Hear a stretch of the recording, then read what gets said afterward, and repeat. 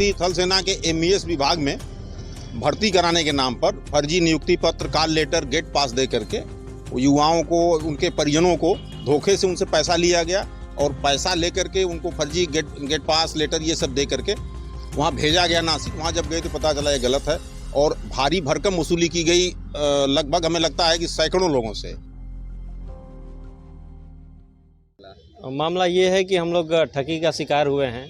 एक व्यक्ति जिसका नाम है मणिभूषण पांडे, जिला बलिया का गढ़वार का रहने वाला है, उसका गांव का नाम है हजौली।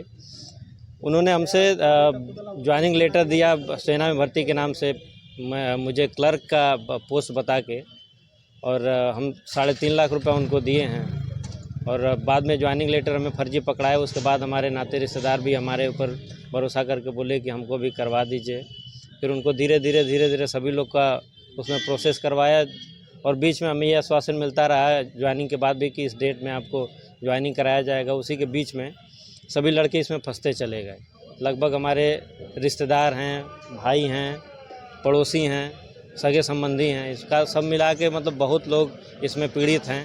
हम लोग आए थे कमिश्नर साहब के यहाँ ज्ञापन लेके कि इस पर कठोरतम कार्रवाई किया जाए, क्योंकि हम लोग बहुत दिन से 2018 से भुक्तभोगी हैं और कोई कठोर आश्वासन यही मिला है कि आप लोग निश्चिंत रहिए, इस पर उचित कार्रवाई की जाएगी और SIT का टीम गठन किया जाएगा उसके खिलाफ़, क्योंकि ये बहुत गलत काम किया है और सेना के नाम पे ये गलत लोगों को जालसाजी कर रहा है। ज्वाइनिंग लेटर के बाद आपको कैसे पता चला कि हाँ मतलब ज्वाइनिंग लेटर के बाद हम लोग पता चला, जब हम लोग गए नासिक सेंटर पे, वहाँ पे पता चला तो, और हम लोग ज्वाइनिंग लेटर वहाँ पे गेट पे दिखाया तो वहाँ पे हम लोगों को गुस्सा होकर और डंडा मार के हम लोगों को भगा दिया गया। बताया गया कि ये सब फर्जी है, जो कराया है वो गलत कराया है, ये सब गलत है। और हम लोग निराश होकर वहाँ से चले आए। जब उनसे संपर्क करना चाहा तो वो हम लोगों को पहले बोले कि हम पैसा लौटाएंगे। उसके बाद फिर जब बाद में दबाव बढ़ने लगा उनके पे, तो हम लोगों को गंदी गंदी गालियाँ और दूसरे से फ़ोन करवा के हम लोगों को धमकाना ये सब शुरू किए। और उसके बाद से फिर गायब हैं। पुलिस का हम लोग हेल्प लेते रहे, बीच बीच में पुलिस भी गई उनके यहाँ, लेकिन कठोर कार्रवाई उन पर नहीं मिली। फिर मिले नहीं, इसलिए हम लोग यहाँ पे साहब के पास आए, कमिश्नर साहब के पास आया था सर ज्ञापन देने पुलिस कमिश्नर महोदय को। हम लोग ठगी के शिकार हुए हैं। फर्जी नौकरी दिलाने के चक्कर में हम लोगों से पैसा ऐठा, हमारे रिश्तेदारों से, हमारे बच्चों से, हमारे परिवार के जितने लोग थे, 92,80,000 रुपया लेकर और फर्जी ज्वाइनिंग लेटर पकड़ा दिया। उसी के चलते हम यहाँ पुलिस कमिश्नर महोदय के सामने ज्ञापन देने आए। ज्ञापन दिया गया। पुलिस कमिश्नर साहब ने हम लोगों को आश्वासन दिया कि ठीक है, उसको जल्द से जल्द हम पकड़वाएंगे और SIT टीम का गठन रिक्वेस्ट करने पर बोले कि SIT टीम का गठन भी हम। नाम है जिसने आपके साथ धोखाधड़ी किया नौकरी के नाम पर, और कहाँ का रहने वाला है वो मणिभूषण पांडे, उसका पिता का नाम ओम प्रकाश पांडे, ग्राम पोस्ट हजौली, थाना गढ़वार, जिला बलिया का रहने वाला है। कब का है ये मामला? ये मामला सर 2018 का है।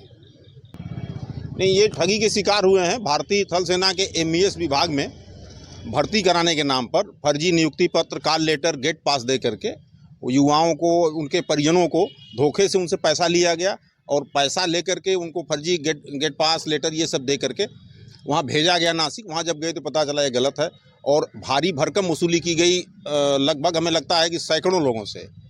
कुछ लोग तो यहाँ हैं और एक तरह से देश के विभिन्न जनपदों से लेकर के विभिन्न प्रांतों में आज भी वो ठगी कर रहा है और ठगी के शिकार लोग हैं जो अभी तक यहाँ पहुँच नहीं पाए हैं। लगभग कितने का मामला, कितने लोग इसके जो अभी तक मैं जानता हूँ 2 करोड़ के ऊपर तक तो अभी हम ठगी का मामला जानना है। जो लोग शिकार हुए उसमें से कुछ लोग आए हैं जो विक्टिम है, मेरे साथी खड़े हैं, मुझसे मदद मांगे तो मैं कहा चलिए मैं पुलिस आयुक्त के यहाँ चलता हूँ। अच्छा, लगभग कितने लोग होंगे, लगभग इनकी संख्या कितनी होगी और कैसे इनको पता चला कि ये ठगी के शिकार हो गए? नहीं, पहले तो वो आता था, फार्म भरवाता था, फार्म भरवाने के दौरान 1-2 लाख रुपए लेता था। उसके बाद इनको ले आके मेडिकल कराता था। मेडिकल कराने पर अपने ही पत्नी को, अपने भाई को, इन सारे लोगों को वो किसी को क्लर्क, किसी को बाबू बना करके पूरी परीक्षा करवाता था। पूरा रैकेट चलाता है उसका। जिस प्रकार से भारतीय सेना में भर्ती की जाती है उसी प्रकार से पूरा एक अलग पैरेलल व्यवस्था चलाता था। यही नहीं, पंजाब से लेकर के आपके जमनिया, गाजीपुर, अन्य जनपदों से तमाम लड़कों को शिकार बनाया, आज भी फरार है वो, तमाम संपत्ति बनाया, उसका 4 साल से पता नहीं चल रहा है, 2-2 3-3 FIR है, आज तक गिरफ्तारी उसकी नहीं हुई है।